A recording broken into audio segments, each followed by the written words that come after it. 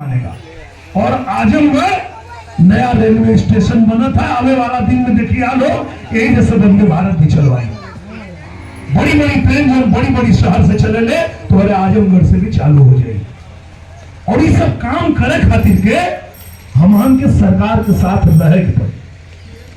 जब कंफर्म होगा मोदी जी बना था प्रधानमंत्री, 3 चरण में कंफर्म होगा, तब जब आजमगढ़ भी मोदी जी के साथ रही तो एक काम यहाँ रुकी ना। तो आजमगढ़ चमकाना है तो कमल का बटन दबाना है, अपने बच्चों का भविष्य चमकाना है तो कमल का बटन।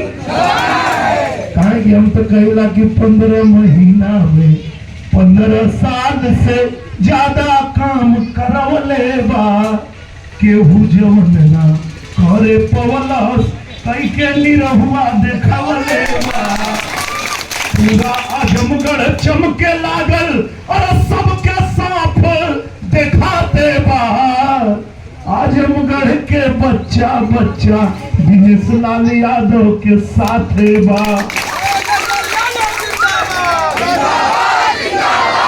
और आजमगढ़ के विकास के जो तेजी से रफ्तार पकड़ले है, एक रुका ना देवे के है, तो हम के सजग होके और 25 तारीख के एक एक लोग के, चाहे कि प्रदेश में होगा चाहे कि कहीं होगा के बुला के और एक एक वोट डलवावे के है, तब जाके आजमगढ़ का विकास हुई।